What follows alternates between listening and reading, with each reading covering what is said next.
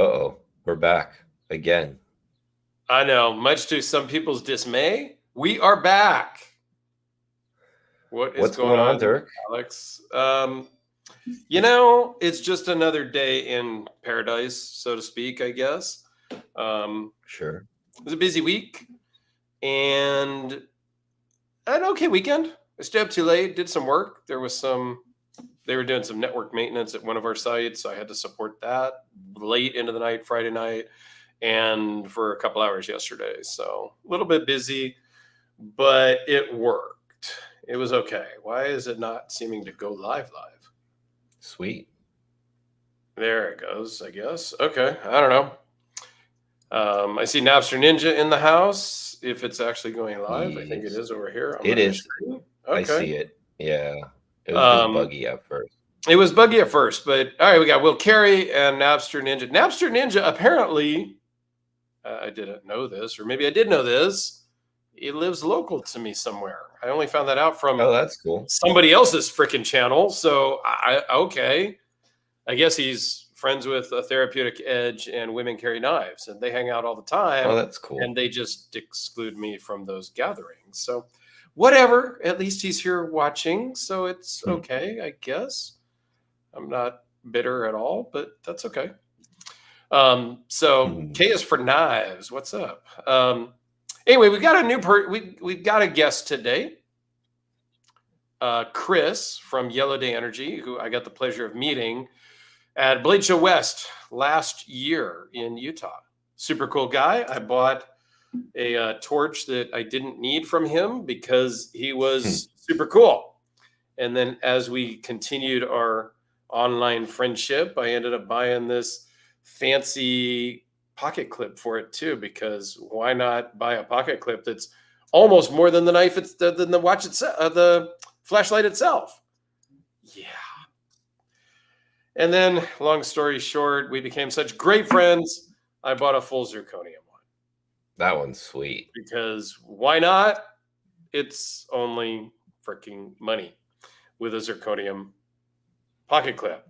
This thing is really badass. It's a slate kind of matte finish, so it looks like an 80s pickup truck in primer. Love it. I haven't taken it out of my pocket since it came. So we've got him in the waiting room. So let's bring him on, man. Let's just bring him on and get some skinny from him and find out all there is to know about Yellowday Energy, because they do a lot more than just torches. He did some graphic design, which we'll touch on in a little bit, because Kris and I have become friends. I had him do some work for me. So we'll reveal that a little bit later. You got to stay tuned for that.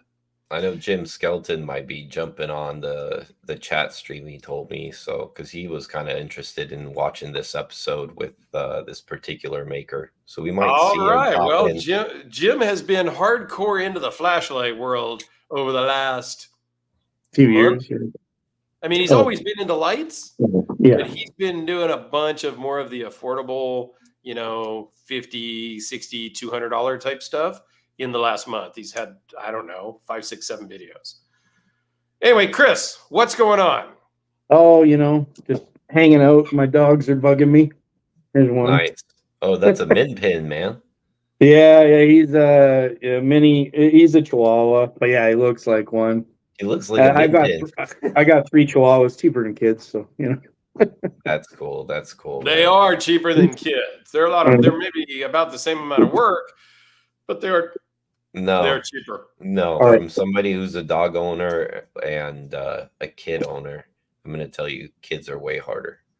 Napster, I don't remember mailing a watch, but I probably did. I mail a lot of stuff, and sometimes I don't put the screen name together with the real name. So that's partially why I just use my real name for everything, because whatever. William wants a AA, AAA. I have actually designed one, but I won't release it for years. AAA. I was gonna touch on that, since Will Carey says smaller battery lights. So these ones here that I showed at the beginning use the 18350 battery, which I'll pull out of this one real quick so you can see that. Well, and it is a different market, to be fair, right? Oh, 100%. It Yeah. is. The reason I haven't released one is there's one maker, he was doing a clicky switch. I don't like the twist ones. It's just a personal thing. I want there to be a button on it. Right. Because all my buttons on my torches, you can't see it. They're flush. You can't turn it on at all. You have to actually click into it. Yep. And I want that, and the same thing for a AAA. And they were going to let me use it, and then I think their production got slowed where they could only use it, so it killed that end of it for me. And then then your lenses, your reflectors, new LEDs. Like, I have thousands of parts for 3 flashlights that all work together, right? So, and I'm just one person. I don't have like a shop of 100 people or whatever and stuff. Yeah, and this is a AAA versus the 18350. Just so people get a little bit of a size comparison. It's a little hard here on camera, but you see and I agree with Will. I think because I had another flashlight that was a 14500 battery, which I think is the AA. Yeah. Which I like that size. I'm pretty used to the 18350 size now because I've been carrying your stuff for a while. And even before that, I had an FW3A from Lumentop, which is the 18650, same diameter but a little taller. And I had a Big Knives Deadwood Customs collab, which was 18350. So I've been familiar with them and carrying those lights a lot as well. So I get it, but something in the AA size I think would be pretty cool. Yeah, it's on my list. There's a lot of stuff because I don't machine my parts. I design everything. Everything's hand done in house. The way I reasoned it in my mind was I designed so much. Like I was telling Alex before, I'm at 182 designs. There's no way I could machine all those and keep designing and get them out. And again, I would need more employees, which it'll happen hopefully one day. When I move to America. That's right. In Canada. Yeah, so let's take a step back first. Kris is up in Canada. Whereabouts in Canada? Lethbridge, Alberta. Okay. So that's the central time zone, mountain time zone. So he's an hour ahead of us. Yeah. And how long have you been doing Yellowday Energy? July or June is going to be June 7th is actually 7 years. Wow. Damn. Okay. June 7th for 7 years. That's pretty cool. Right. I'm interested in this world because I, unlike Dirk, don't have any torches. I have some flashlights, but I don't really have torches. And one of our mutual friends sent me a flashlight, or I should say a torch. And it's a Henko machine, fancy torch that, all of a sudden, when you have it in your hand, it's a little different perspective. And it had a clicky switch on it too, which was really, really cool. So I know exactly what you're talking about. I screwed that review up. It was a different model than, and I relied on the owner to tell me what it was, but I guess he told me it was a different reactor version or whatever. I don't know. The finish on the outside, the machining probably different, right? Than what was said. It was something slightly different. So I screwed that one up, but that video was kind of eye-opening, I mean, I went out in my yard and kind of saw what it did and whatnot, and it's a whole different world than like I go back to that AA and AAA world, like those when you go to it, like Dirk showed, those batteries are not like super different in size, but when you're talking about powering up like multiple LEDs and the stream and the reflector, like I think that's where like the size of the flashlight really differs.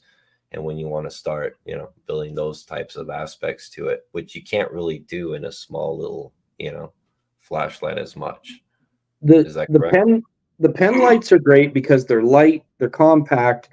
My issue with them is I don't want a light that's under 1,000 lumens. I think that's kind of my small benchmark. Like Dirk's titanium one with the Mokutai clip now, that's 1,000 lumens. That's my base cheapest model. Thing starts at $400. You know, it's all CNC machine. Yeah, single emitter. I do offer upgrades for it, like his Zerk one. If you can take the head right off the Zerk, throw it right on that titanium one right now, and it'll still work. You don't need to pull seals, you don't need to pull the guts out of it, but that's how I've designed it. All of my lights, all 3 designs are 100% interchangeable. No issues at all. That's really cool. Like, this is my first design I ever did. This is a 5-piece. Again, this one's fully modular, but dude, you can take that's like steampunk. Yeah. So, like I said, you can take the head off, and here's a single emitter one. Most of my lights are all ripped apart, but that was a triple on there. And it's still going to work. No issue. Wow. Yeah. Right. There you go. And it still works just fine. It's supposed to be super user friendly. That's and a lot of cool. That's actually kind of a cool look. Right. If I want to mix it up sometimes, that's kind of fun now. The only difference is you can't take the slides off this and put it on the net. The other one, you could take the head completely, but like how I did is this is a 4-piece, so it's got a head slide, body slide, and you've got your body and head. Then I moved into the LYT, which is the light version. So you've got the head, body, and body slide. So you can still change these 2 slides out. And then I moved into the NFRZ, is what Dirk has. And it's called Bear Damage, is the look of it. There's another one I'm working on right now called Whirly Bird that has a swirl that goes through the whole thing. And I'm trying to make an aluminum model for like 3 1/4. It's really hard to do custom limited run and make them really affordable. That's the hardest part. So right, I can imagine that. But I can see you're trying to accomplish those goals too, because I mean that titanium one's a pretty good price, even though it's a single emitter and so on and so forth. And one big thing. Sorry, go ahead. I'm a little behind. Oh no, go ahead. One thing, so on the Hanko you would have looked at, they have press clips. A press clip's pretty inexpensive to make for me anyway. You'd be like his are nice. There's nothing wrong with them, but to make a press clip, it's like $4. And to make a CNC clip is like $45 to $50, like my cost. It is the single most expensive part of the flashlight is your clip in CNC form. Everything else, like you break down your emitter down to your driver, your emitter, your pill, your sapphire lens, your screws, everything. This is the most expensive part. And for I've never released a light, minus my prototypes had press clips. They said proto on them, and I just couldn't release the rest of them that way. And it's not a knock on any of his, because they're great. They are good. But I think my lights look really stupid with a press clip. They're big, bulky. They're, these are meant to last forever. Not that anyone else's isn't, but you can run this over with your truck. It'll live for sure. Cool. Go try. So Will also comments here. I'd love to see a lower lumen based torch, a low lumen initial light and secondary with a max of 110. He's okay with a sub 100 lumen battery forward daily light. I get it. I want like a 30,000 lumen, like X-ray through your hand kind of. Yeah. Start fires with that shit. Give you a sunburn and He's like, have you ever seen sunlight? Here you go. Right. I get that too. Well, I think it all depends on what you're using it for. And a lot of times, I've carried a light for a long, long time. And it started out way back in the days of the mini mag light with the twist on, twist off. That was the thing back then. And I'm aging myself now, of course, but that's okay. And I gotta say, I use my light way more on a daily basis than I use my knife.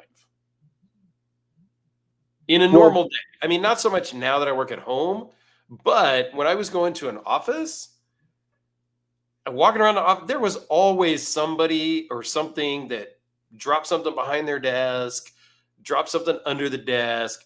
I seem to use my light 3, 4, 5 times a day, and I would just never really use my knife. So I think a light is a super useful item to have close by.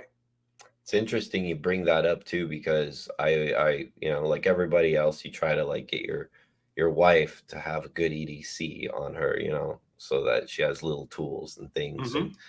And the first one I bought her was, I thought a pink rat would be fun, so I actually bought this for her, this pink rat, and it sat in her like drawer for years. Never carried it, never opened it up. She was scared to like flick it open and all that stuff. So I thought, okay, well, maybe I could think of something a little less, I don't know, a little less knife, right? So I got I got her a small Victorinox with scissors, a small blade. Okay, yeah. And then all of a sudden, I see her pulling it out all the time for the scissors, For the little scissors. blade, and the blade. Actually, she's finally using a knife at that point. So then I proceeded. I got her like one of these little press keychain like lights that had like kind of like almost like a photon but brighter, with an interchangeable battery and stuff. I think it was made by Streamlight. And I got her a flashlight. She's got pepper spray. She's got a pen. She's got whatever. But the flashlight was the one thing she ended up using more than any other EDC tool I gave her. I found that interesting. Don't know why, but just did. I think that's a very true thing. Will has a quick comment here. He had a buddy, Calico, also I know this person, had a light in his pants, caught his pants on fire with a light in his pocket one time. Yeah. That's why you make the buttons smooth. If they're protruding, it's very easy to do it, right? And I actually had on my FW3A, when I first had that and was carrying that a lot, a couple, 3 years ago, I remember going to the grocery store and my pocket was warm and I'm like, what the hell? And it had activated as I was getting out of the car because the button was raised slightly. So I think that's like those. That's like the cell phones that spontaneously caught on fire, right? Yep. Except flashlights. Yeah. Except flashlights, it's just the button. Yeah. So Napster Ninja here has a legit question. What's the best balance between lumens and battery life? I don't know. Go ahead. I don't know that I have an answer. We're gonna throw that off to you, Kris. Yeah, I'm interested.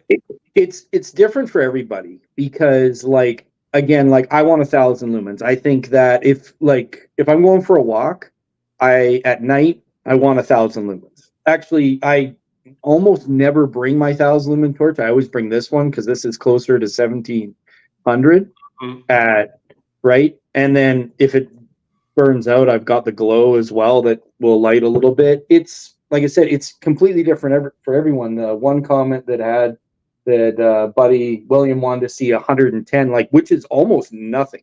Like it's very low, right? It's not moonlight, but it's really close there. So it's different for every single person, right?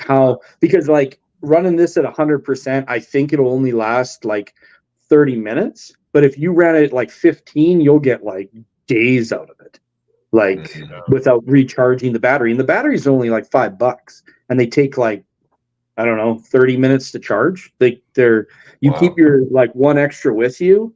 And I use Keep Power. I've never had any batteries go wrong or anything like that. I've bought thousands of them, and they like, I stick with companies that do really well. It's the same thing from who's been making my stickers for 7 years and whatever. If they do me right, the quality's there. That's all I care about.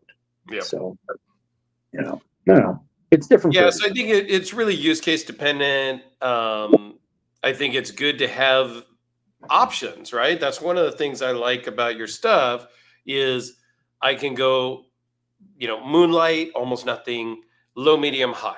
So I have options based on what I'm gonna do. Am I just looking for something in the car that fell under the seat? I don't need to light up the whole freaking walkway. If I'm out walking, I may want it much brighter to see what's around the corner type of thing. So I like to have options in my lights. I want it simple, and some of the lights can get really complicated. Click 12 times to do this, click a half a time twice in 2 seconds to do that. Screw all that noise. I want it to come on and off and have options of brightness. I want to hear about those features, actually. I want to hear about that.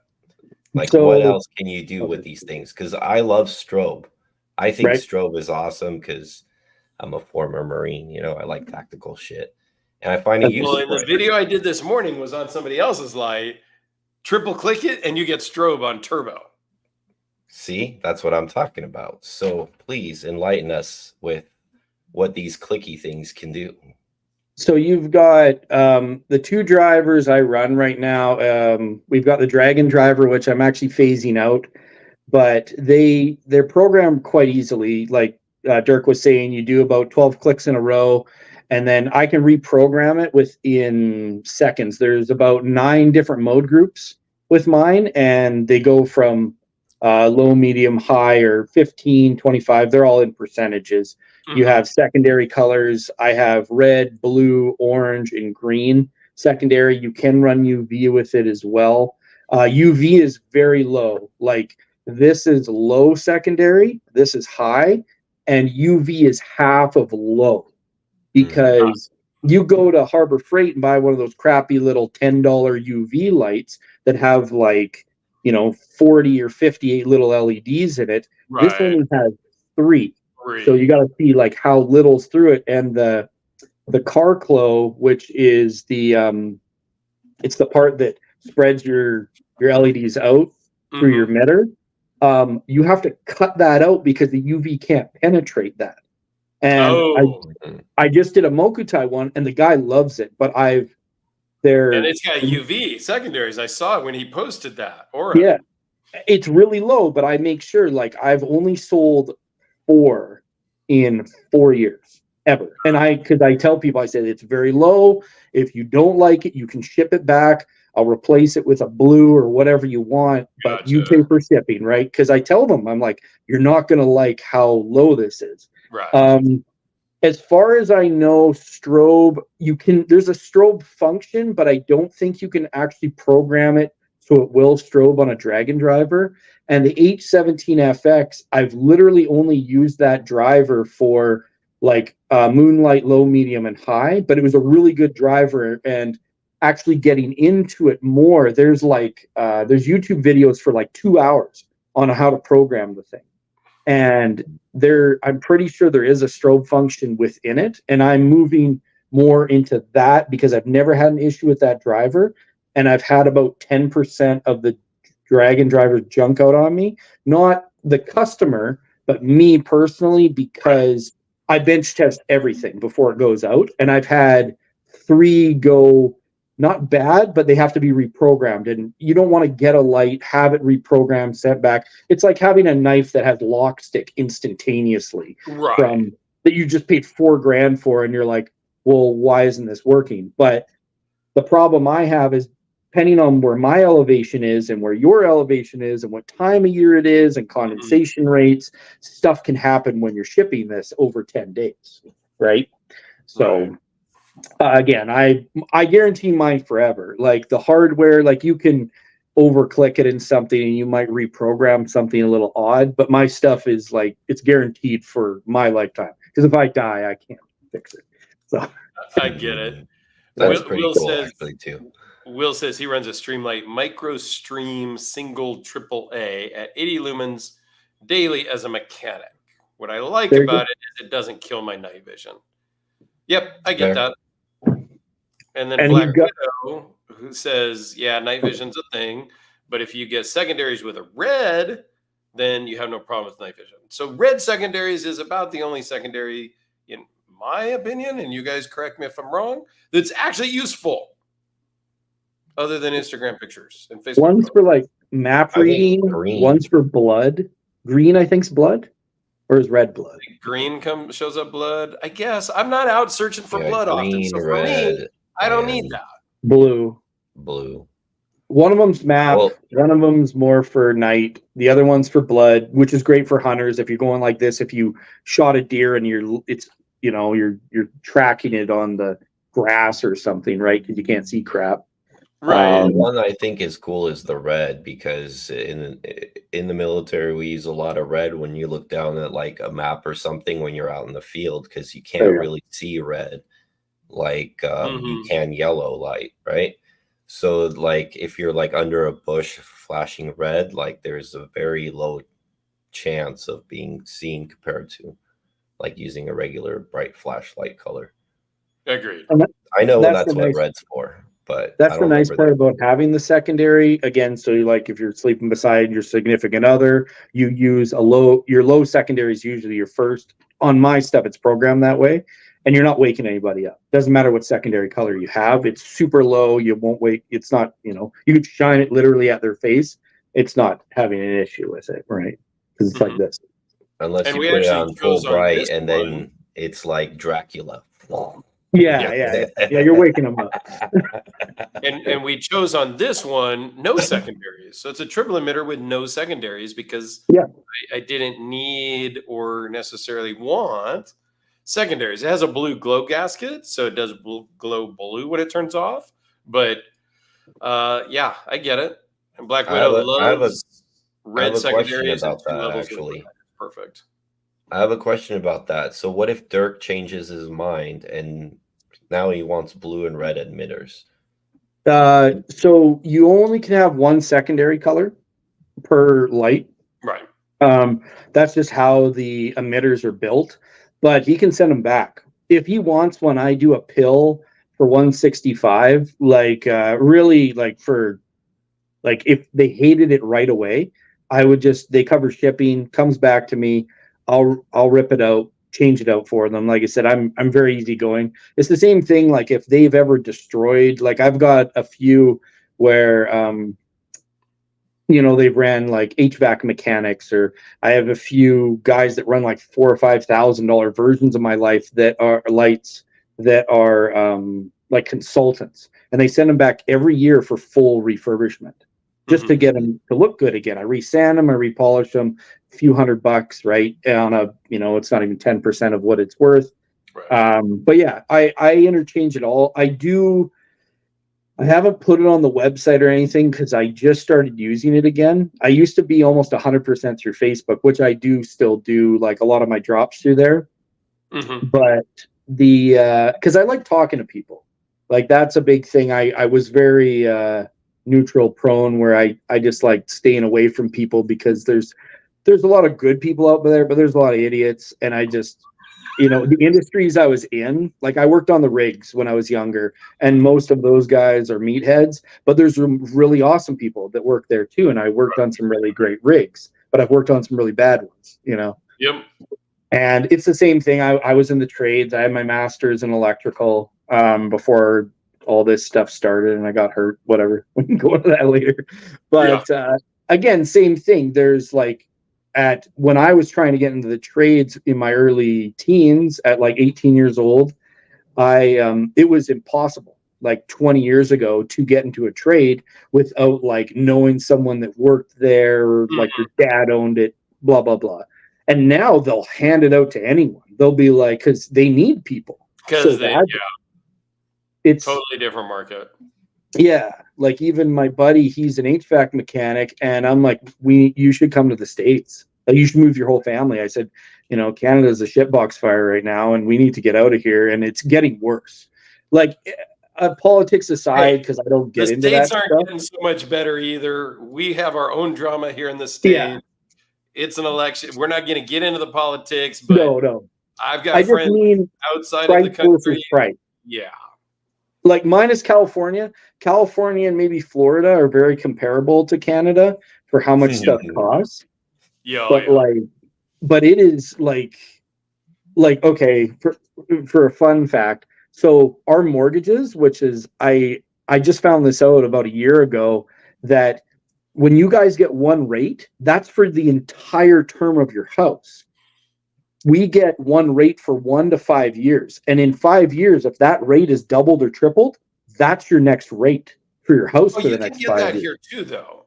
Texas. Yeah, but you can get a full 30 years. But you can get my house that I just bought last year. Yeah. This house, it's locked in at a certain percent. It's not going to change over the course of the 30 Which years. is great.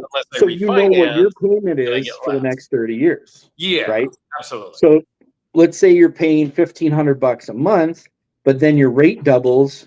So your mortgage goes to $2,800 a month. Yep. And if your wage hasn't gone up in the last 5 years, maybe it's gone up 2% a year, you're screwed and you might be homeless. Like your family might be, you might be in a, well, you know, it sucks. Anyway. Agreed. Yes. Yeah.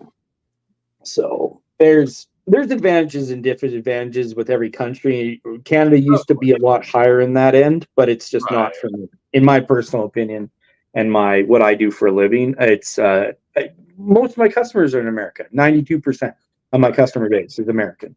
I got you. Speaking of American customers, Napster Ninja wants to know, I wonder, can a light have a basic on and off switch? And then the mode is the twist of the head or the camera. Oh, that's neat idea. So your mode, like your high, medium, and low, could be twisting it. Like a click twist. Oh, click twist maybe, and it goes low, medium, high as you twist, and you can turn it on and off with a switch. You could do literally anything with programming. I'm not that part of it. I don't program the stuff. That's something someone has to go to school forever. Then you got to get embedded it into a chip, which I still would have no idea how to do. Right. I'm very limited on what current involves what I can have. So, okay. But yeah, no, 100% that could work. It probably wouldn't even be that hard as long as you, like I said, you're low, medium, and high, and then you make it so there's like a ball bearing system where it goes click to the next one. I was just thinking that same thing, the ball bearing system with contacts. So like when you switch the contacts, you feel the detent of that little ball bearing click into place. Kind of like the bezel on a watch. Yeah, almost lifts, but like it doesn't lift, but it would lift. It lifts to the next one. Right, and then it pops down. You might be onto something there, Napster. Right. What? I think we all are. I know. We're on it. Oh, writing this down. I got my sticky notes after the live and come up with a new design. Yeah. Add that to your 100. That'll be design number 183. Yeah. Well, I don't know if I counted your logo. No, just kidding. Speaking of, that's a good segue. Oh my God! Finally, the guy has a logo. Let's bring that up. Okay, so I have been anti-logo for a long time because I was super hot on it at the beginning. I want a logo because everybody has a logo, and then about 6 different people, friends and professional graphic people, started on one. Maybe gave me a sample and I made some comments. Maybe they didn't. And then they just fell off the face of the earth and I never heard from them again. Or they were friends and I heard from them again, but never about the logo. And so I just literally gave up. I'm like, F it. I don't need it. I don't care anymore. I'm over it. And then I met Kris. And I knew he was a graphics designer and all of that. And so I thought, I'm going to give it a shot. And so Kris and I talked. I gave him very little direction and very little information. And he came up with this. Yes. Which I love. And you guys can make your comments in the comments what your thoughts are. I'm not necessarily asking because I've already ordered stickers. So it is what it is.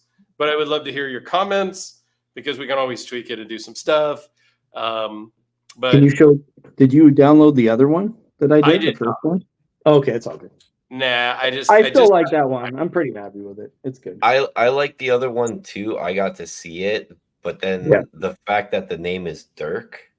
And it's a Dirk blade. So, yeah. I'm like, I was telling them like, dude, you got to do a Scottish Dirk. Like that is what. Like I can't use that. I mean, right. You can't use that. Only you, Dirk. Kris had a different knife here. It was a ring knife. It was like a clip point, wasn't it? it was a little cooler looking. Maybe it was Hold different. on.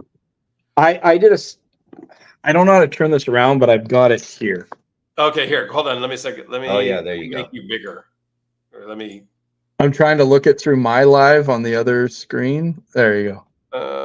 Yeah, here. Make it big there. Okay, so he had this That's what other she said. knife, which is cool, and I loved it, but I would never have a ring knife because I just never have a ring knife. And the Scottish Dirk just was more cool to me. That's 100%. my input on the whole thing. The Scottish Dirk, I'm gonna claim that. Yeah, and that is a Scottish Dirk that we used, and then he did he really came up with some cool stuff as we zoom in. It's just, it's done really well. It's old school kind of, German English from a heritage.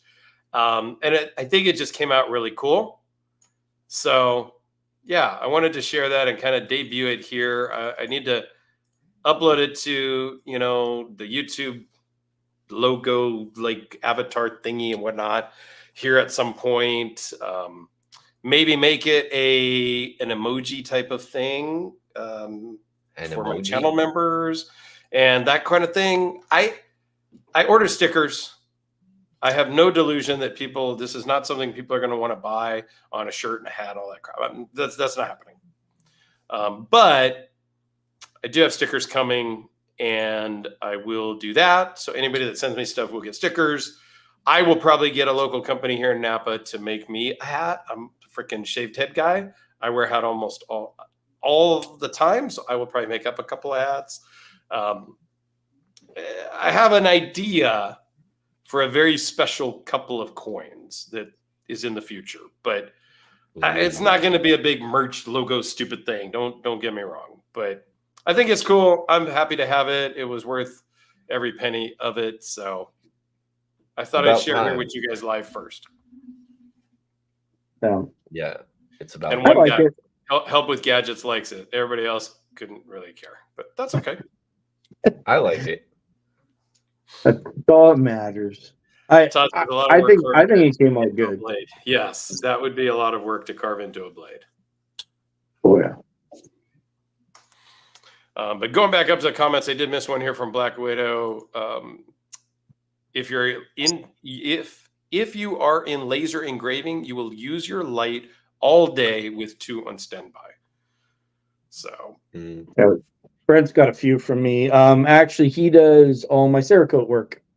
So this is an LYT. It's done in a Halo edition. So it says Halo both sides, and he does great Cerakote work. He works with D-Rocket, and he does his own stuff. He makes good knives as well too. But we collab all the time. I work with friends because I love what I do, and I do it because I enjoy it. If I didn't like it, I'd quit and I go do something else. I've got, I go back into real estate. But and I like to work with friends also. Like, that's why I had you do the logo. We collaborated on that pretty well. And I know I gave you shit information and you came up with something great. So again, it was worth every penny. Because I gave you basically nothing to start with. So that's on me. Right. But you still nailed it and knocked it out of the park. But I like working with Alex on things. I like working with some other makers that we just become friends with. Even in my professional work, I like to build relationships and work with people and vendors and stuff that I've known. And some of the people that I work with on my daily basis in life, I've been working with for 20 plus years now, and off for different projects and things. As we always say in my previous professional world, all is one and one is none. Right. Mm-hmm. Makes sense. And Alex, you work with the same people over and over at your daily job too. Yep. And your customers keep coming back to you because of a relationship you built with them, because you're friendly. Oh, yeah. And you've moved from dealership to dealership, and they now bring their stuff to you at your new dealership because you have built that relationship with them. And that's really what it's all about. That's why I kind of started my channel. I'm not really sure why I started it. I started it because some people talked me into it and said it'd be a cool idea to do. And that if I did a video a day for a year, I'd have 1,000 subscribers.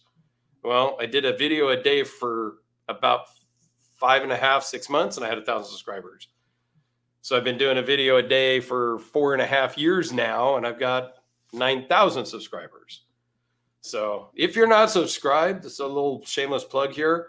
I would like to hit 10,000 before December when I hit my 5-year anniversary. So just throwing that out there, okay? Because I think 62% of the people that watch my videos are not even subscribed, which I don't understand. But okay, whatever. Right. You do. I like the videos just because they're honest and you do them in one shot, easy going. They're not there's no puff, which is what I like. You know, like you're getting what you get, and that's how I like it. So, but I have learned, and we're not going to go down this rabbit hole, that people don't want the straight shooting stuff. They want all the fluff. They want the fake laughs. They want everything to be the greatest thing in the world. That's apparently what people really want, because those are the videos that are getting the views. Yeah, I'd rather I like the honesty, because then as a maker, it makes me think on like I make stuff for me selfishly. I make the stuff that I want. And I always tell my following, I say, if I wouldn't like it, why would you? And I more mean like the quality, the finish, whatever. Like yours, the slate finish, I redid that 3 times. I wanted to blow my brains out by the time I was done. Because I love it. And we talked about how I love Zerk, but I don't like the high polished Zerk because it's a finger magnet, and I'm not worried about scratches, but it kind of just fingerprints up. And I've talked about that on several knife videos, because I have a bunch of knives with Zerk, bolsters and things. This, dude, it came out killer. I absolutely love this. And it always looks good because it's slate. Like you can photograph it inside, outside. It's always going to look good. That's the only problem with Moku ties and stuff. You have to wait till dusk or dawn to get like a really good photo outside, moonlight.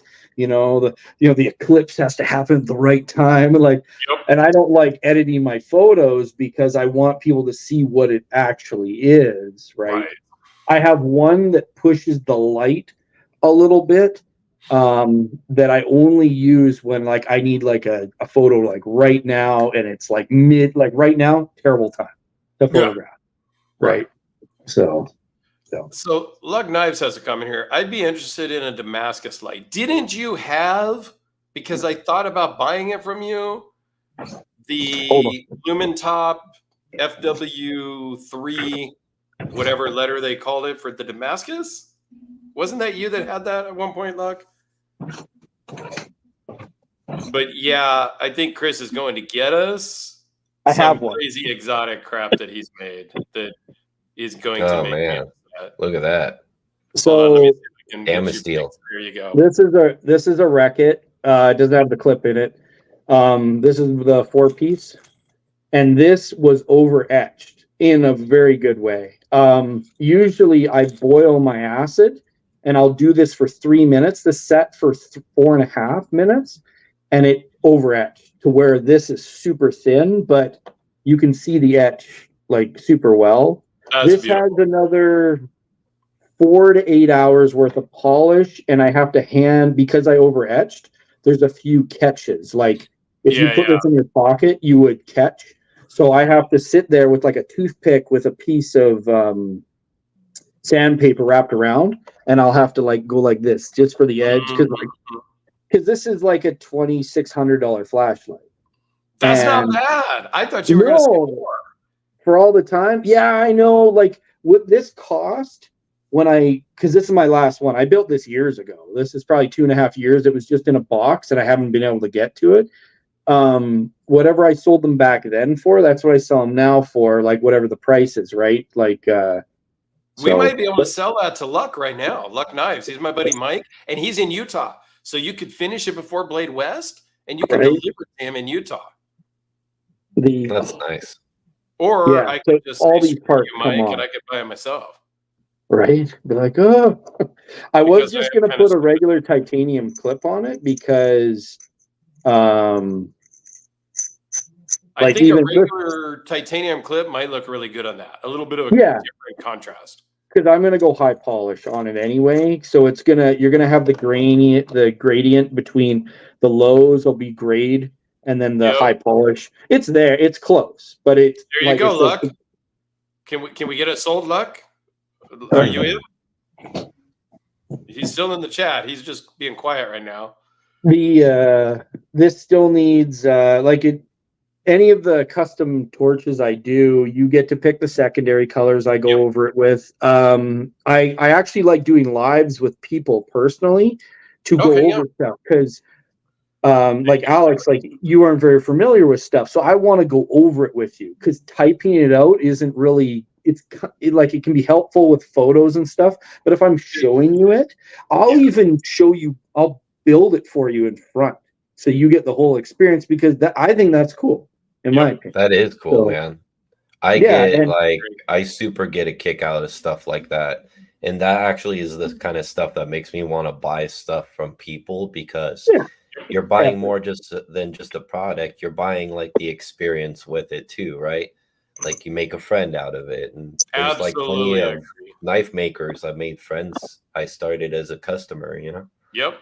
It just kind of goes that way. That's cool.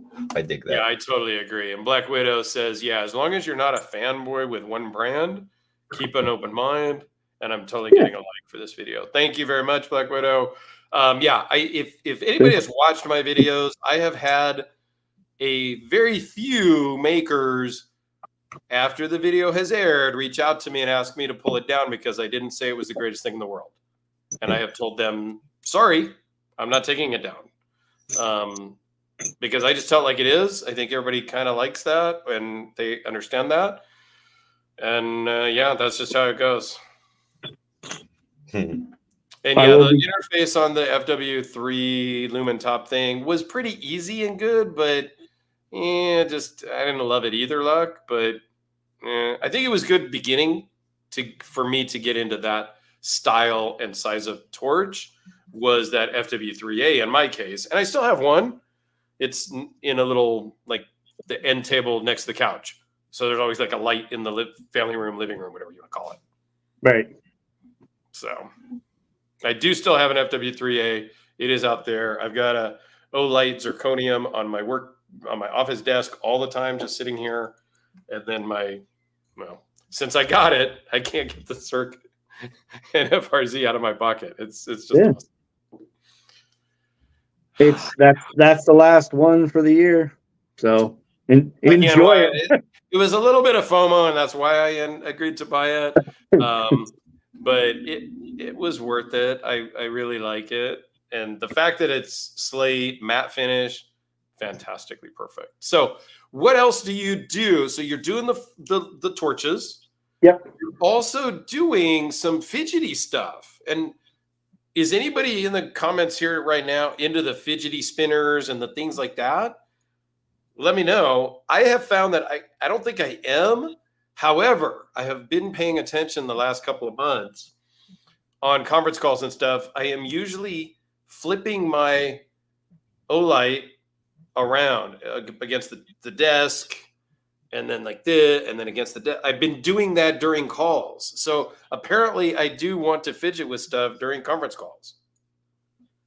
So I guess we'll start where I started. So this is my very first design I ever made. It's called the Helix. It is, let's see, it's like 14 different pieces. The buttons come apart, and then you got the bearing inside, and then you get a little Allen key with it, and you undo each fin, and the whole thing breaks down. The whole thing is held in by the 3 little Allen keys. I actually had the world record for 6 months. Well, a customer of mine, sorry, not me. But this one, your product. In full copper, got like 18 minutes on a single spin. Wow. So this is aluminum. So you're just aircraft grade 6061, right? And then this is brass parts. And then I've made them out of solid copper, stainless. I never did tie. I sold a lot of these back when spinners were blowing up and everything. Yeah. It went really, really well. And then, so I made this, and then I moved. I did that for a full year. And then my second year, I came out with the Omni. And that was just a simpler bar design.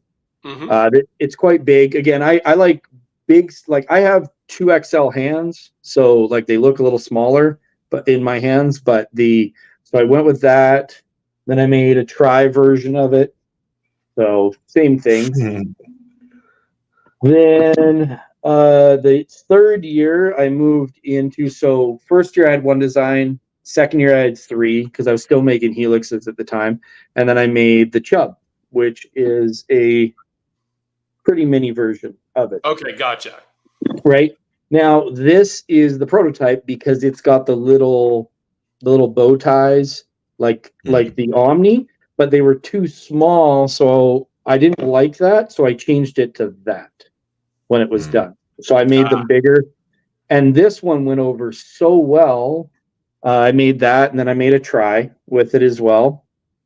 And there's actually a lot of different versions of this. I don't have them all here because I made so many. So there's the Chub, and then there's the full Chub, which gets rid of the cutouts. And then there's the Chubby Chub, which is slightly bigger with cutouts. Then there's the full Chubby Chub.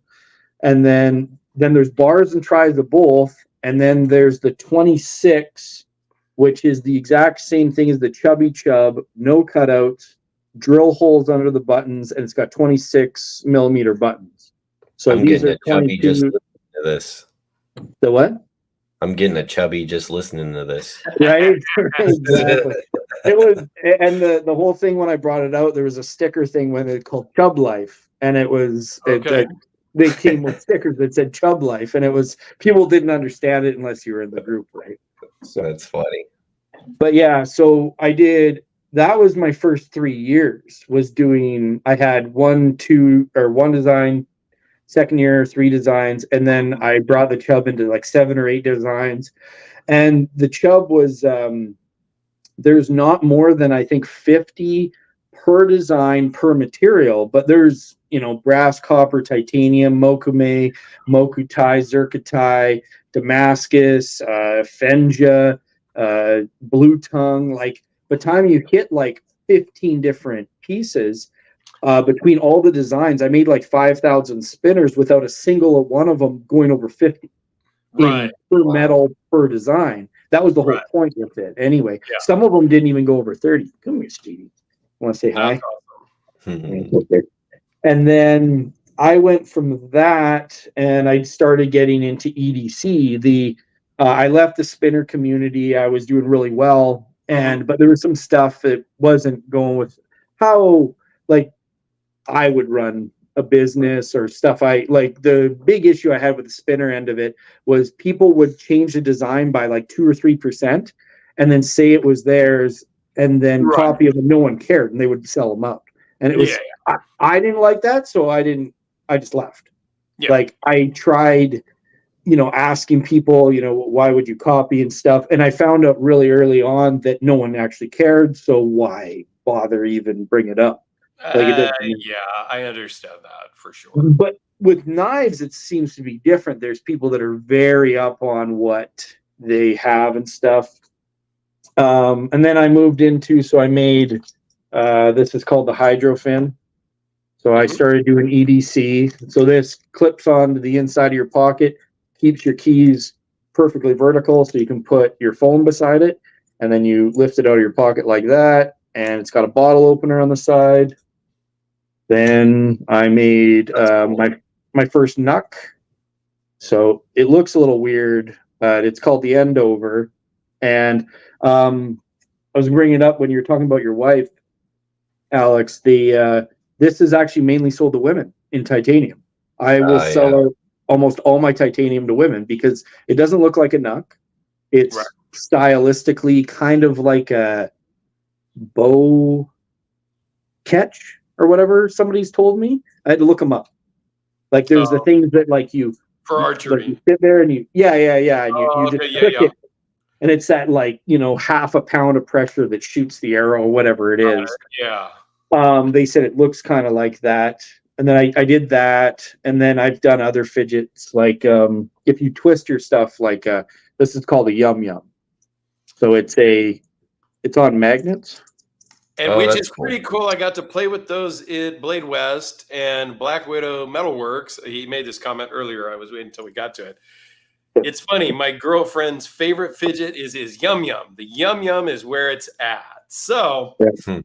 there you go. It's not just a made up thing. Here we got somebody's girlfriend who actually has one and plays with it. Right. That's Yeah, what she said. Brent's got a bunch of my stuff, and like I said, we've been working together for years, probably like 5 years now. Yeah. And we're both artists. He does all the laser work and all that stuff, and we go through everything together. And he's actually learning to machine himself. He's been doing his own knives from scratch now on his, like, just bought a machine. And that's the best way to do it, in my opinion. You got to learn.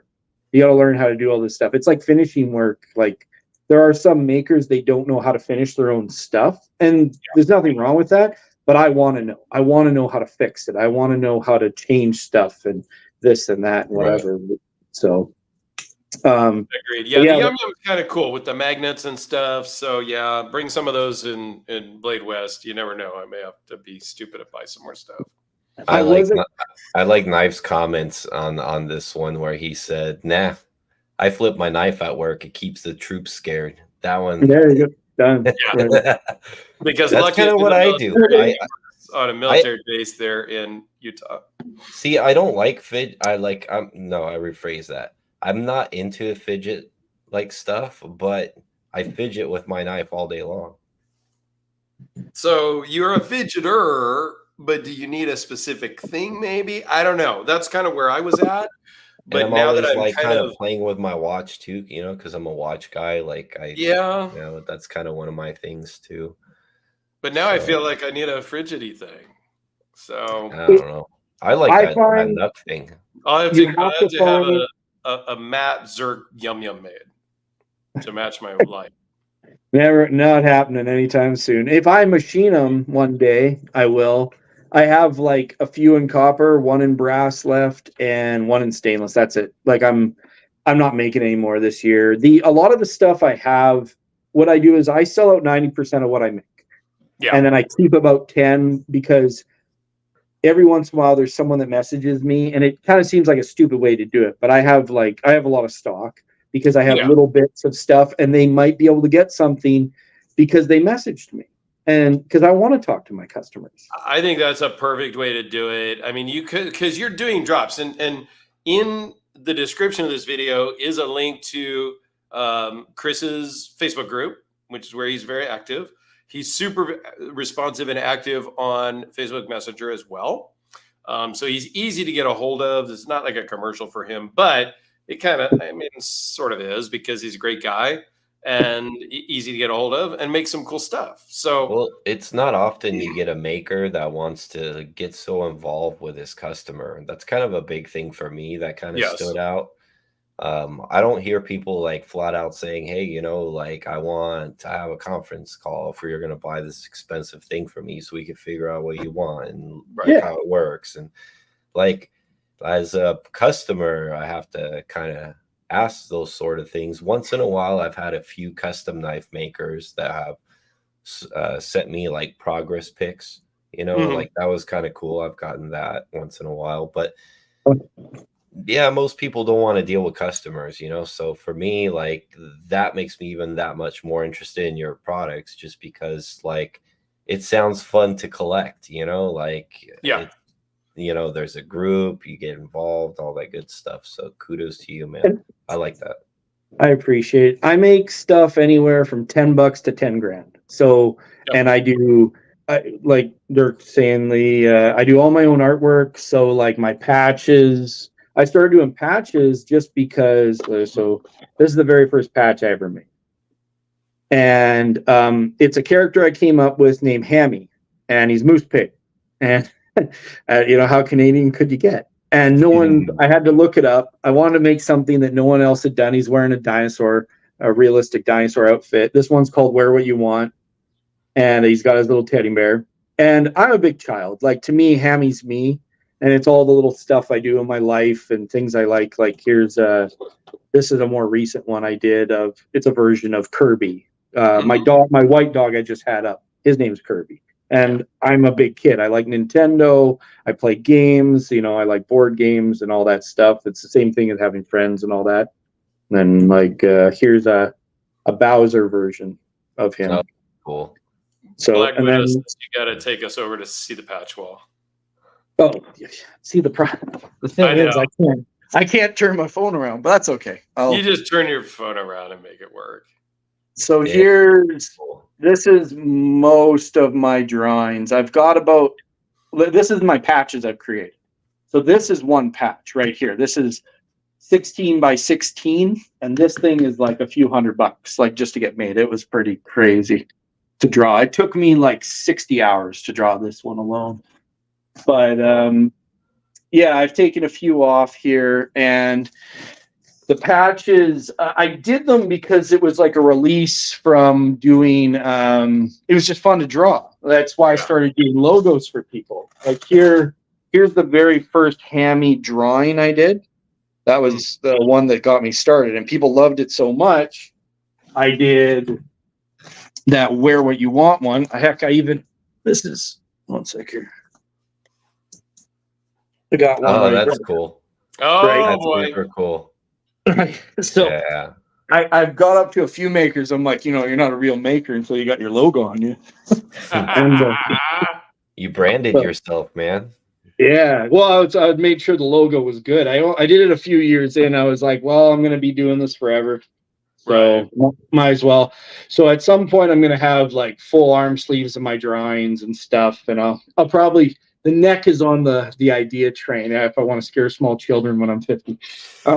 Yeah, I keep mine below. Like I've got full sleeves, chest, back, stomach. I need to finish like my lower back.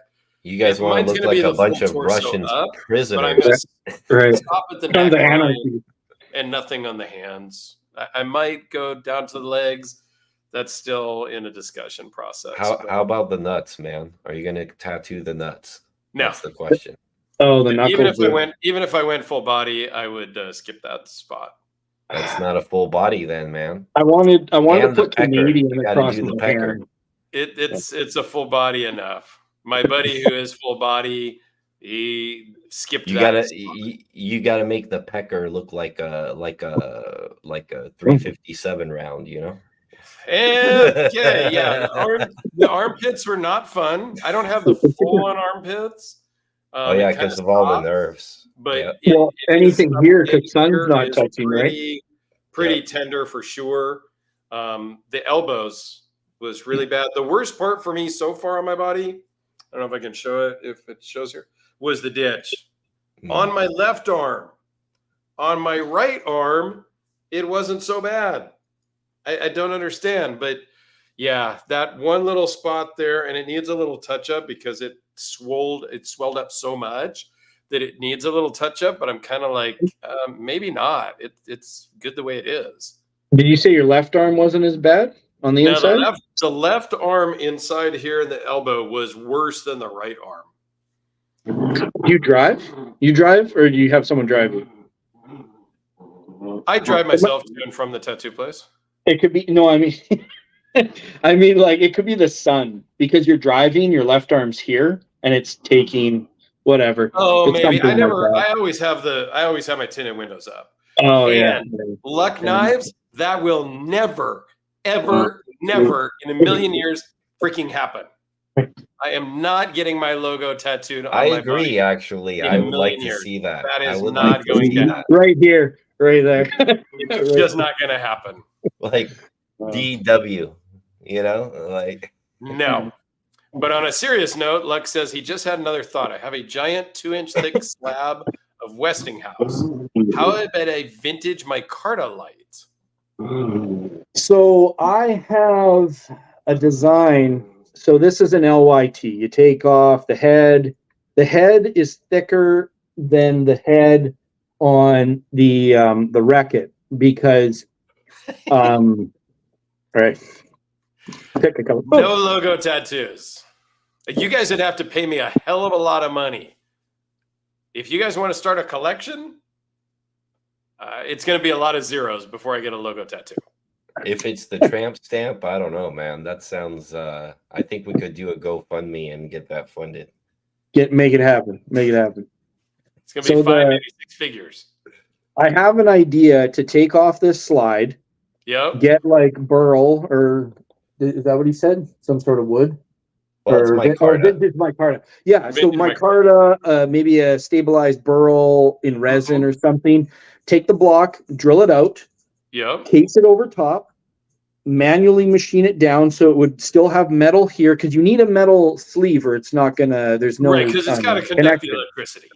Yeah, you have to ground it somehow. Now you could do it and then have like a line that goes from like the light to the switch. It would be really hard to put the line on the side, but the easiest way, and then I would machine this part down to the little taper, and then I put the same piece on there, and it would be like, you know, micarta, a little bit of metal, micarta. I think that would be a really good compromise, because again, your screws need to be into something solid too. That would be pretty cool. Those I want to do. I'm gonna get machined parts at some point.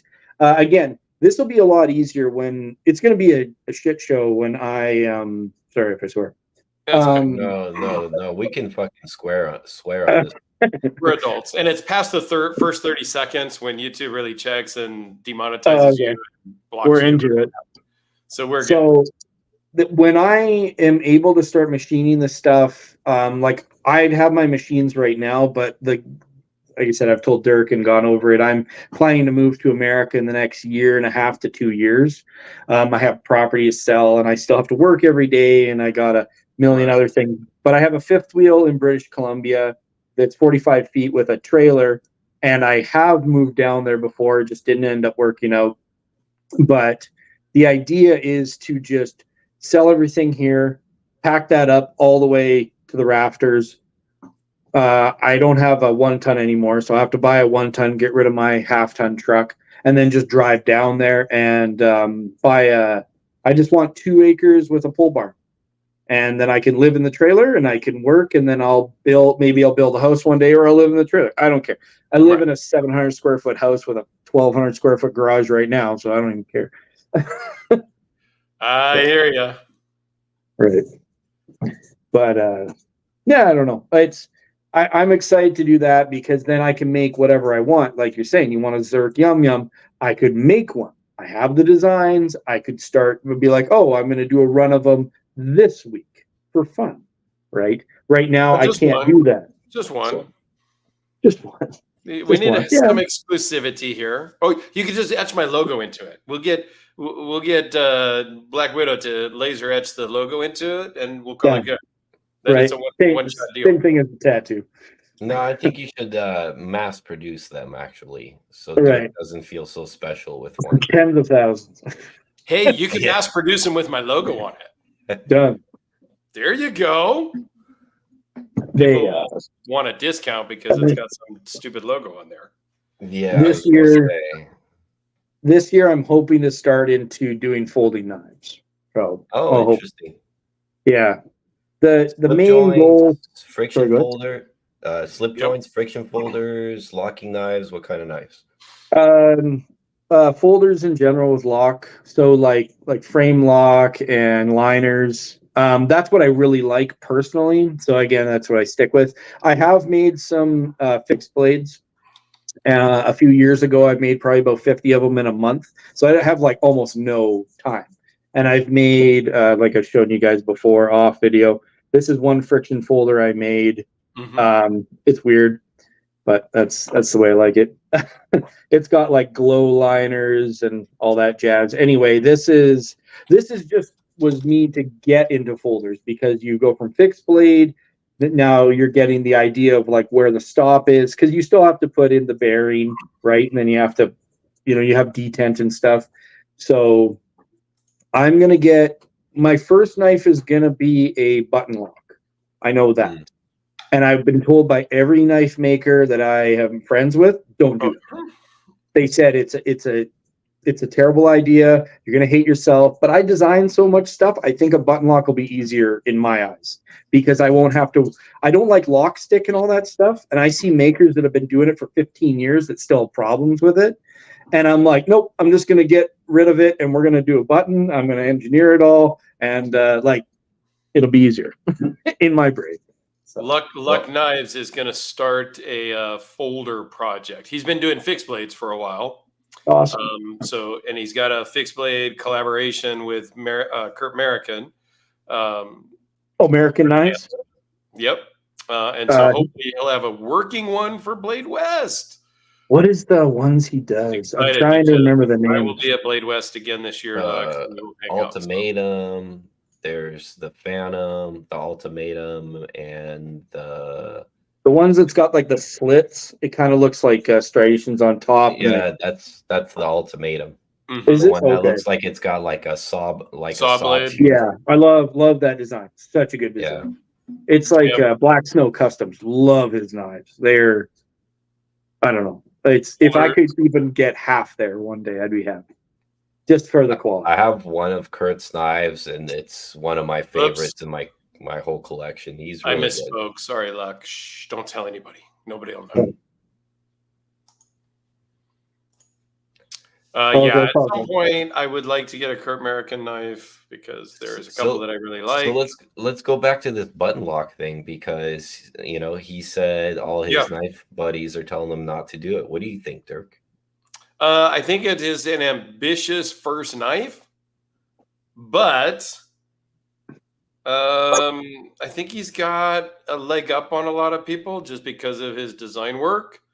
And well, I don't think they say don't do a button lock because it's over his head. Obviously, like he could do that, but is it because button locks are not popular? Maybe. I mean, they are, but they aren't. So from someone who owns like Protex, I have the Malibu, which is by far the best button lock I've hands down handled. I agree with you there. Protex That's the Malibu. best one. I don't think I own. I have a Brian Ty, which is actually from your neck of the woods. I have a Brian Ty makes some nice knives. I have a TIE Fighter. I have a button lock TIE Fighter from him, which was at the time because it's old. I've had it a long time, but at the time, I think he was one of the premier button lock makers. Yes, and I just think that I've seen like even Ferrum Forge came out with like button lock versions of their knives. The Civivi Elementum came out in a button lock. Every time I see a button lock, I don't see them doing well because I don't think people are into the button lock mechanism in general. Well, they're used to the thumb, right? Like to click and then boom, you're dropping. Yeah, and I think there's been so many poorly done button locks. Well, it's the lack of a detent system, right? It's the lack of the detent, and people just are like, it's not really for me. So I think it's not a bad way to go for the first one, but because I know you, and you're not looking to sell 10,000 of them. No. So I think that it works in that regard, if that makes sense. I think the RAM lock that Microtech pushed out the last while, which has gone over huge. Like it's such a you can hold it and back and forth. Like it'd be coming up with a different design. It wouldn't be an auto by any stretch. It would just be a locking system. Obviously at the beginning. The big thing too with me is I don't want to do production for probably a good 2 years. I want to do full handmade right away because I want to spend the time figuring out the problems and the good things and what I like and what I don't like. Because I've never made them. It's the same thing when I made my flashlight. Like I said, this is the first design I did.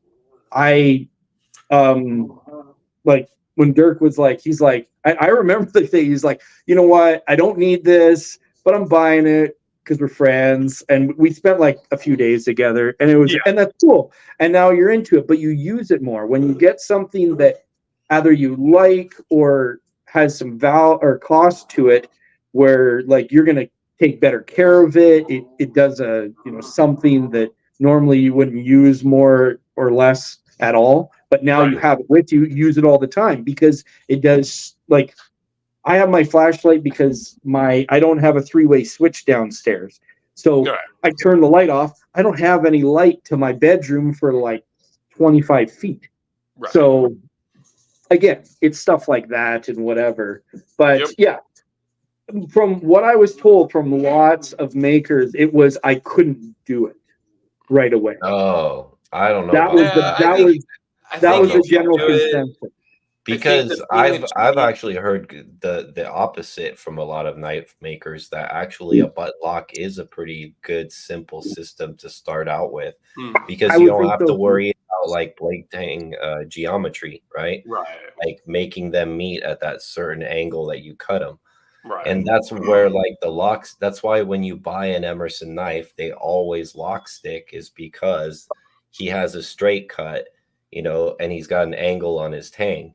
And they're always going to stick because he doesn't take the time to kind of give it a nice, like, flat contact to contact plane. 3-degree, whatever. On the, whatever. Yeah.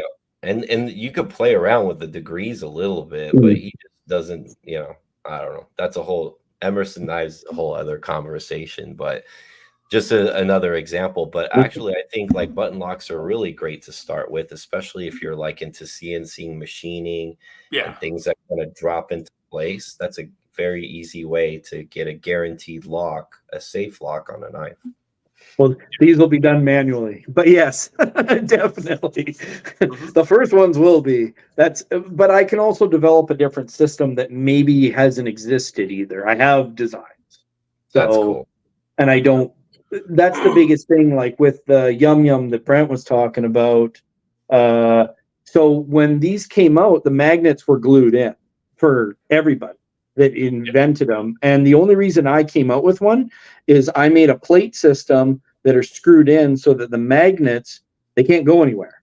And over time using it, you do have to tighten them down, you know, maybe over months or something, a little bit. But then everyone copied my idea because the magnets were coming out. Because if you have two magnets, you have positive, negative, and they're pulling towards each other, at some point, doesn't matter what glue you use, they will come out. But with this system, they didn't. And then I got copied. Again, that's why I left the fidget end of it. And they're like, oh, people are taking credit. I'm like, they do that. So what are you going to do? And some of that copying happens in the knife world too. It does. It happens in every industry and everything.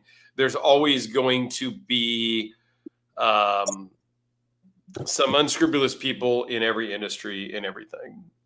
That's just life. I mean, you know, whatever. Like Monkey Edge has they don't own it, but they have that frag pattern that is very, if it says frag on it, most people think Monkey Edge. And a few people told me, they're like, they own it. I'm like, there's no way they could own a pattern. There's no way, not in a million years.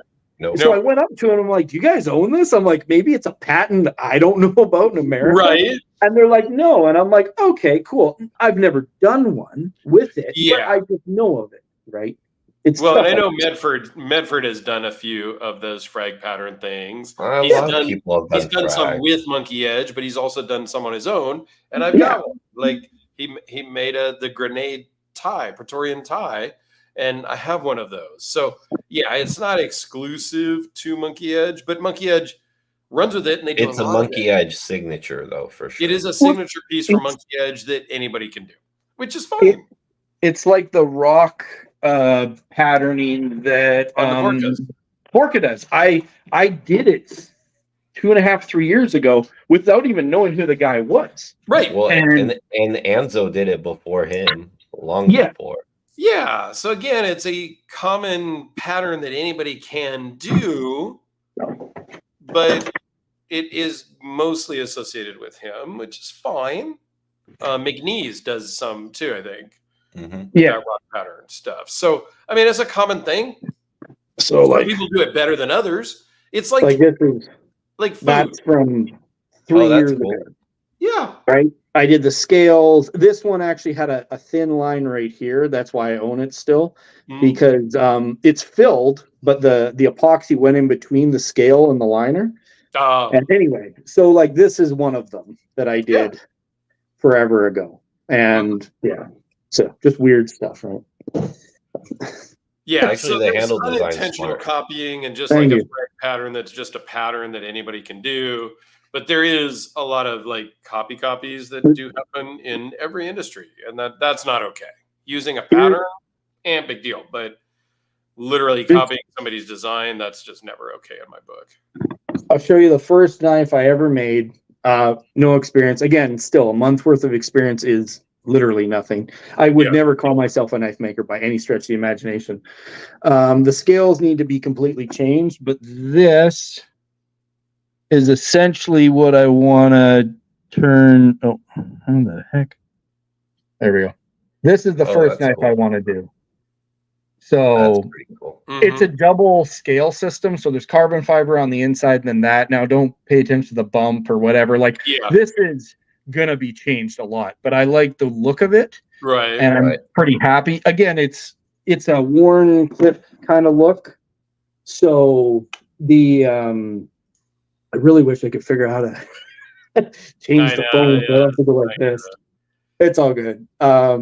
But yeah, that's where I want to start. That's probably going to be my first design. It's not a small knife. It's not a huge knife. It's not a little knife, so I'm going to go in the middle. I love minis, Dirk, you love massive ones. I just met Alice today, so I'm not sure, but like everyone's different, right? Everyone's got their own, things and stuff. Or I can go real big with the cold steel.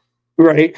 Or what's that one that's like this big, the blades like that. Oh yeah, I got the Phil like Harvey back in the box over here. So Napster Ninja asks, okay, so with this new folder pocket knife design, what are the options on stock pocket clips or opinions on stock pocket clips? He prefers a deep carry pocket clip, but he's okay with others. It's only a big thing for me when a folder is small. So what kind of pocket clip do you envision on your button lock? So again, these are going to be custom handmade. So like the really nice, like the deep carry ones, they're pretty long in general. It would be stylized for the knife. Really, I'm not 100% sure where I'm going to go with it yet. That's fair. The bigger thing is that they're going to be handmade. They're not going to be a press. Like I said, if I'm going to make a handmade knife, that's going to my starting price is probably going to be started $6 something. And as I get better, they will go up. Because just even these, when I was doing them, these were like 8.5 hours to make one. And that was like, if I got them water jetted and like after I stopped cutting them out by hand. Right. And to me, and I don't know, again, I'm not a knife maker. This is the hardest part, is just getting the grinds right. Yeah, and absolutely. The rest of it's actually not that bad. It's, but I do a lot. I've been doing this for a long time, like doing the flashlights and all that stuff. I thought I was grabbing a Mokutai flashlight. Hold on. Sorry. Have to go in and out. So yeah, I think as he develops the knife, the clip will get developed with it. I'm not a huge deep carry, in general, deep carry, whatever. Like, I'm kind of either way too. I'm kind of either way. Again, it depends on the knife for me. Like this Cold Steel Voyager that I have not even filmed yet, this much of it is sticking out.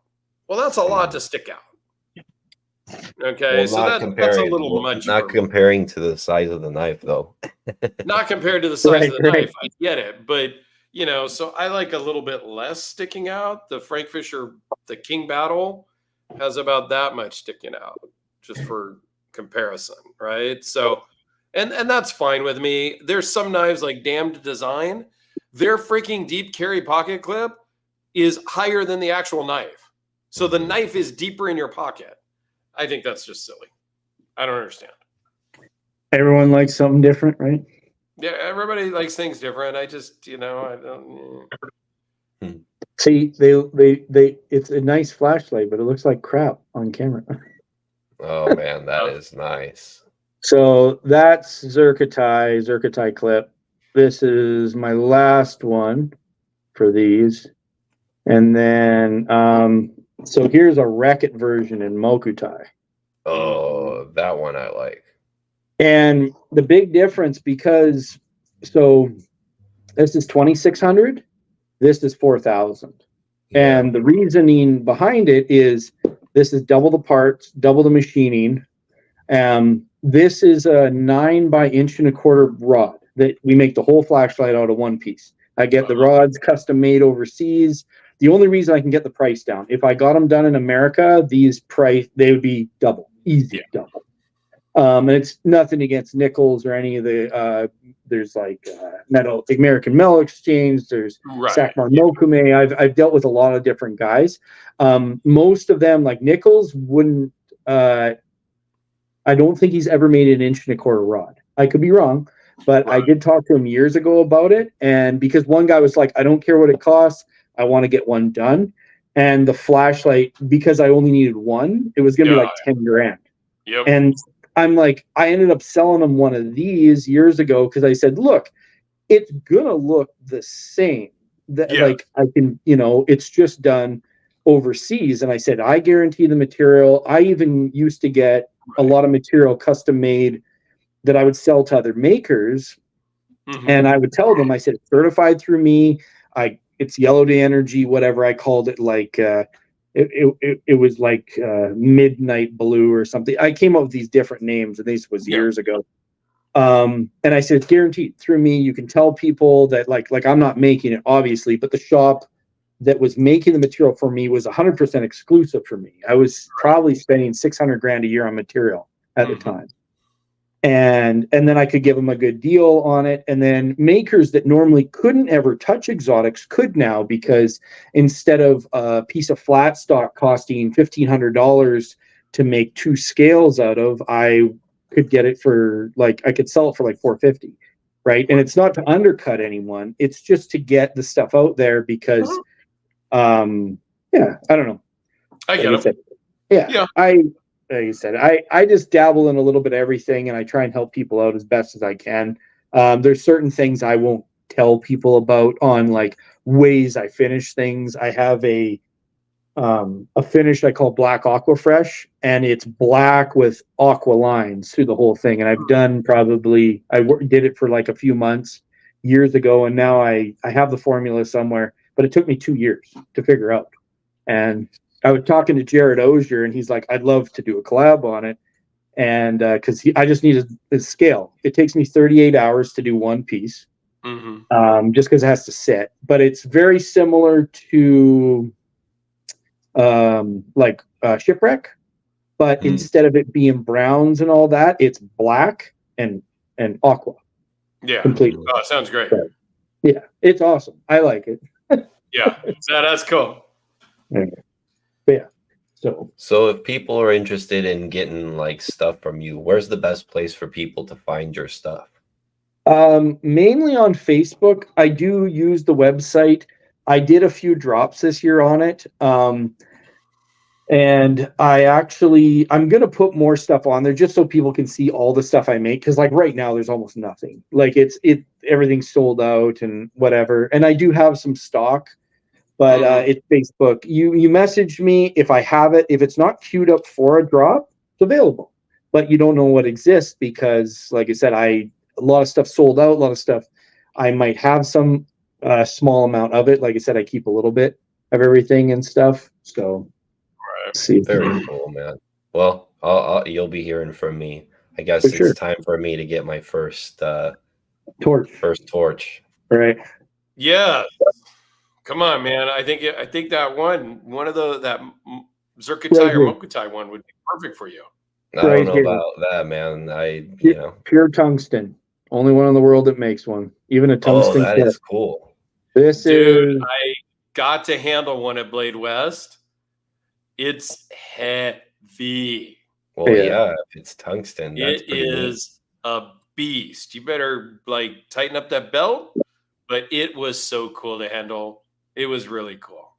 That is cool. You always get the same reaction because you put it in your hand and you think it's tie, and it weighs 2.14 times copper. Whatever the weight of copper is, it's 2.5 times or almost 2 times over. And I tried egging a few makers one time. I'm like, why don't you just do it out of tungsten? And I just said, I'm not going to say who it is, but there's a very prevalent knuck maker out there.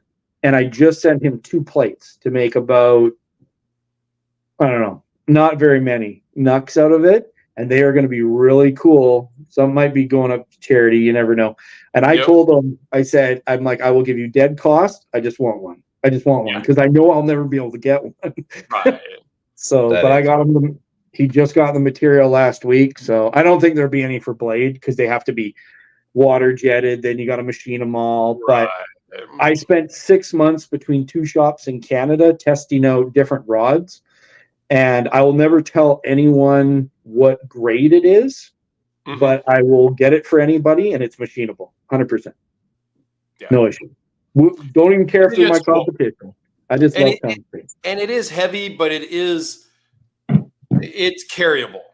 100%. Like it really is. I mean, it's got some heft to pound. it, but you can carry it. It's not that bad. It is a lot, but it's not that bad. Like this is the clip is from Steel Flame, so this probably weighs half a pound, but the tungsten's like double this with just a baseline clip and everything. So, but come here, come say hi. It's fine. Carries well. It does. You can. Yes. I mean, I'm used to carrying like 12-ounce knives, so a 16-ounce light in the opposite pocket really isn't. It's not that bad. I don't have one, but it is. It's a novelty. It's 100% a novelty, but you get the same reaction. You put it in someone's hand, they're all like, "Wow!" Like it's a pound. It's 1 pound, but it's a flashlight that's a pound. And let's be honest, most of us are buying these things for the reactions that we get. Right. Okay. I didn't buy the Phil Harvey Peacemaker for any other reason than it's badass, it's cool, and I get reactions every time I post it, every time I'm carrying it around a show or anything like that. So a lot of the stuff we buy is for the reaction. Not everything. Like my zirconium tactile turn pen, I just like it for me. I feel like the weight of it, it writes really well. I like it. But like the Peacemaker, I like, but I love the fact that I get reactions out of it. And so, yeah, like some of the knives I buy are just to get the reactions out of other people. And that's the joy that it brings me and the fun of it. So who's not coming up to you and being like, can I try that? Dude, when you carry the Peacemaker in your pocket at a show, which I did at Blade West, right? Like people see this 5-inch pocket clip sticking out, and it's a conversation starter. Yeah. Everybody wants to know what's in your pocket, and here you go. You're flipping pizzas with that bad boy, like. And then they handle it, and they're like, "What the, like, yeah." So yes, I bought this because it was a great price. I got it straight from the maker, so I got a good deal, and about half of what they're going for on the secondary. And I didn't have to wait 3 years. He had one, like it just worked out timing wise, and I love it. It's not practical at all. It's uncomfortable to chop wood with because I have, and it's a conversation piece. That's about it. That's really what it is. I wish Phil would stop making those mini knives. Right? Those mini knives. Interesting. Yeah. So I don't know. Kris, it's been great to have you on. I think we're kind of winding down here. No worries. But thank you guys so much. We'll have you back again. I will definitely be at Blade West, and maybe I can talk Alex into coming. That would be it's a blast. It's one of my favorite shows just because I like so many people that are in Utah in general. And it's not Atlanta. Not that Atlanta's bad, but Atlanta's a lot. Atlanta's a lot, and that's why I will probably never go to Atlanta. Meersalt, thanks for joining us. We appreciate it. Atlanta, there's just too many people. I don't really like people in general in person. Right. Things like this, it works great for me. That's why I work from home. I don't have to interact with people in person, so I like it. Blade is too many people in Atlanta. Blade West was my first time last year. It was fantastic. I've known Eric, our other mutual friend that introduced us. for many, many years. And so it was great to hang out with him some more in person, although I have hung out with him before. But yeah, no, Blade West was a great show. And I got to meet Mike Luck Knives. So hopefully I'll get to see him again this year as well. I think we're still talking about maybe having a table, me, Eric, Kevin, and a couple other guys to like garage sale a bunch of their knives. And I said, dude, I will literally just sit at the table all day. I don't need to walk around. I'll sit at the table and give your stuff. I mean, sell your stuff off to people, and I'll show and tell my box of stuff because I always carry a case with me of cool stuff. And so if I could sit at a table and people come by and look and get to see my stuff, I'd just have a blast with that. So 3D printer finished. Yes. And he's got a big 3D printer, so he does a lot of 3D printing stuff, which I didn't even show this.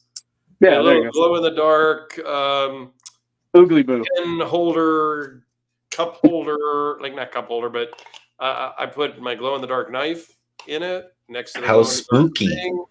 And it's yeah, you know, it can hold your lights, it can hold your pens on your desk and whatnot. So kind of a cool little thing that he sent me when I bought the Mokutai or Zirkutai clip. I don't even know. This fancy clip, whichever material it is, because everybody calls it something different and it's all the stupid same shit. So right. I totally forgot about beads. Yeah, so he makes a lot of stuff, guys. Go check out his Facebook group. It's in the description. Make sure that you're subscribing to my channel so I can hit that 10,000 mark, because a Therapeutic Edge just hit his.